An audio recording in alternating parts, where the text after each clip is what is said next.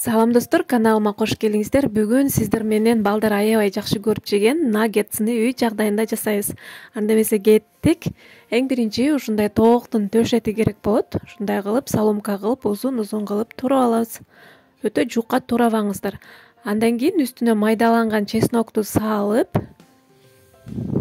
андан кийин татымына жараша туз салабыз. Эми үстүнө май куюп, майды көп эле куя бериңиздер. Этти кичине көмүп турганы жакшы болот.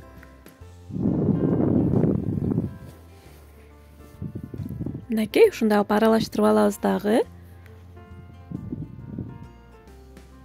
Андан кийин эң акырында лимондун согунан сыгып, бардыгын жакшылап аралаштырып, 1 саатка же болбосо убактыңыздар аз болсо жарым саатка маринадталгыча коюп койсоңуздар болот. Мынакей даяр.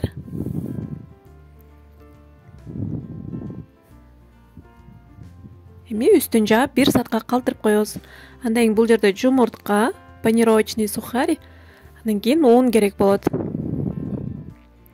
Мынакей биздин этибиз 1 саат туруп, дем алып, сонун болуп маринадталды. Андан кийин унга буулап,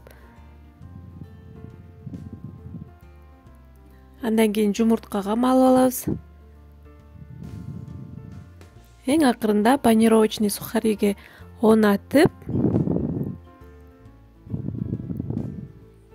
куруй берсек болот. Мен эң биринчи баарын даярдап алып, андан кийин куруйм. Мынакей жумуртка катарынан кылып кете бересиздер. Андан кийин панировочный сухарь.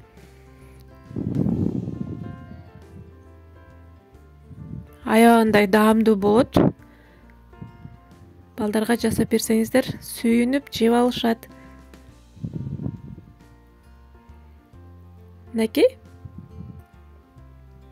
даяр. Эми буларды куруп баштайм. Майды дактап, ушундай кылып чекесинен салып куруй бересиздер.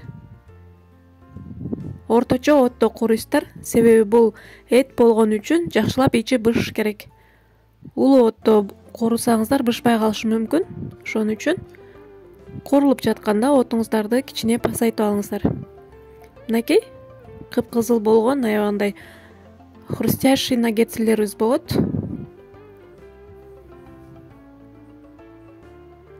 Сатып алгандан көрө ушундай кылып үйдөн жасап берсеңиздер берекелүү дагы болот.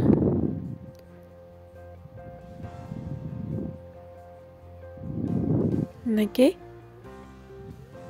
аябай бат бышат бул. Мен экинчисин салып бышырып атам.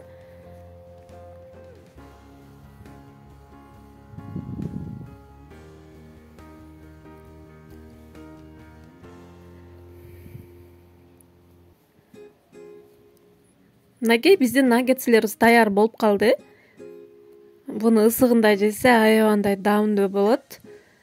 Мынакей сиздер да сөзсүз түрдө балдарга жасап бериңиздер кыздар.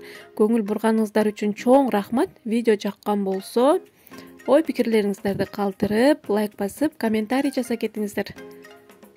Баарыңыздар аман болуңуздар.